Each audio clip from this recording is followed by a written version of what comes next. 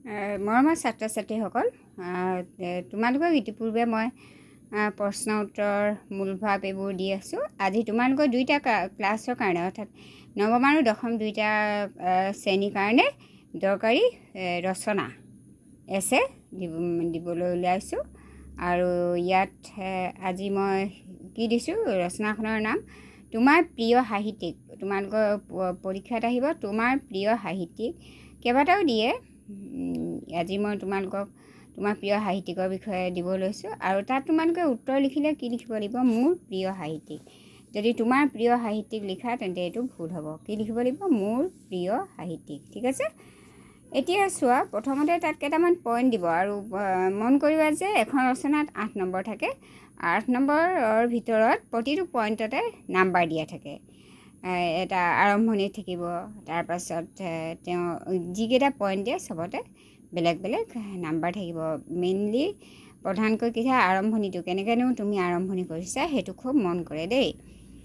এতিয়া আছে আৰম্ভণি। অসমীয়া সাহিত্যৰ ইতিহাসত লক্ষ্মীনাথ বেজবৰুৱাৰ নাম সোণালী আখৰেৰে লিখা আছে। ঠিক আছে, আজি মই তোমালোকক বুজাইছোঁ লক্ষ্মীনাথ বেজবৰুৱাৰ বিষয়ে।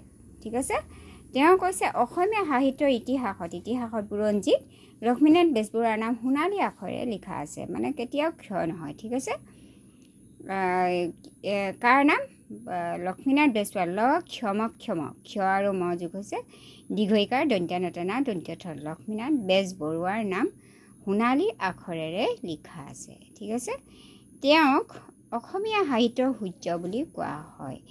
সূৰ্যই যেনেকৈ পোহৰ দিয়ে, গোটেই পৃথিৱী পোহৰাই তোলে, ঠিক সেইদৰে লক্ষ্মীনাথ বেজবৰুৱাই আমাৰ অসমীয়া ভাষাটো পোহৰাই থৈ গৈছে। সেইকাৰণে তেখেতক কি বুলি আখ্যা দিয়া হৈছে, অসমীয়া সাহিত্যৰ সূৰ্য। ঠিক আছে, বুলি কোৱা হয়। নেক্সট দিছে আধুনিক অসমীয়া সাহিত্যৰ পথ প্ৰদৰ্শক হিচাপে তেওঁ যি অৱদান আগবঢ়াইছিল সি চিৰস্মৰণীয়। ঠিক আছে, কি দিছে, আধুনিক অসমীয়া সাহিত্যৰ পথ প্ৰদৰ্শক মানে পথ মানে হৈছে ৰাস্তা, প্ৰদৰ্শক মানে দেখুৱাওঁতা, অৰ্থাৎ ৰাস্তা দেখুৱাওঁতা, অসমীয়া সাহিত্যৰ ৰাস্তা দেখুৱাওঁতা হিচাপে তেওঁ যি অৱদান যিখিনি কৰি থৈ গৈছে আমাৰ এই অসমীয়া ভাষাটোৰ কাৰণে, সি চিৰস্মৰণীয়, সদায় চিৰ মানে সদায়, স্মৰণীয় মানে মনত ৰাখিবলগীয়া।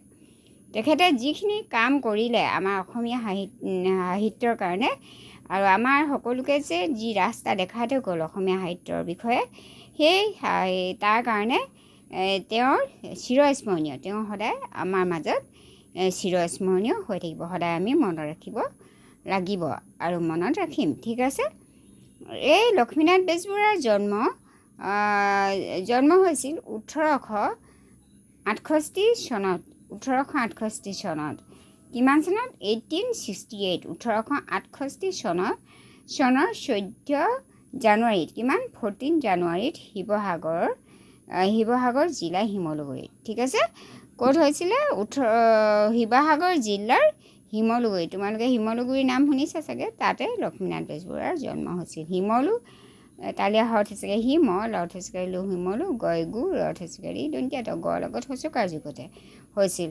তেওঁৰ পিতৃৰ নাম, পিতৃ মানে পিতাক, তেওঁৰ দেউতাকৰ নাম, পিতৃৰ পদ হৈছেগৈ পি দন্ত্যাতৰ ই কাৰ দেই, দন্ত্যাতৰ ই কাৰ টিৰ। পিতৃৰ নাম আছিল দীননাথ বেজবৰুৱা। তেওঁৰ পিতৃৰ নাম আছিল দীননাথ, দন্ত্য দ দীৰ্ঘকাৰে দি দন্ত্য ন, দীন দন্ত্য ন তাকাৰে না দন্ত্যাথ, দুইটাতে দন্ত্য ন আৰু দন্ত্য তৰ লগত দীৰ্ঘইকাৰ দীননাথ। আমি দীঘলীয়াকৈ উচ্চাৰণ কৰিছোঁ সেইকাৰণে দীৰ্ঘইকাৰ দীননাথ বেজবৰুৱা। আৰু মাতৃৰ নাম কি আছিল, পদ্মাৱতী। প দন্ত্য দম দম, দন্ত্য দ যোগ ম, এইটো ম নহয়, দন্ত্য দৰ লগত ম যোগ হৈছে। প দন্ত্য দম দম তাতাকাৰ ৱ ব দন্ত্য ত দীৰ্ঘকাৰে টি, পদ্মাৱতী। প দন্ত্য দম দম তাতাকাৰ ৱ দন্ত্য ত দীৰ্ঘকাৰে টি, আগতে ৱ বকাৰ, আজিকালি ৱ, পদ্মাৱতী। ঠিক আছে, আজি তোমালোকক এইটোৱে মই প্ৰথমৰে সেইটো আৰম্ভণিটো দিছোঁ, আৰু আশা ৰাখিছোঁ সকলোৱে ভালদৰে বুজি পাবা আৰু পঢ়িবা, আৰু যিটো পইণ্ট দিছোঁ সেইটো পঢ়ি ল'বা। এইখন খুব ইম্পৰ্টেণ্ট দেই, এইটো খুব আহে আমাৰ 10 দশম শ্ৰেণীৰ ছাত্ৰ ছাত্ৰীসকলৰ কাৰণে, এইটো খুব ইম্পৰ্টেণ্ট। আৰু নৱমমানৰ কাৰণে ইম্পৰ্টেণ্ট। তোমালোকে যদি খৰচী মাৰি শিকি লোৱা এতিয়া এইটো ভাল হ'ব আৰু তোমালোকৰ কাৰণে সহায় হ'ব বুলি মই ভাবিছোঁ। ঠিক আছে, আজিলৈ আহিছোঁ। Thank you, bye by.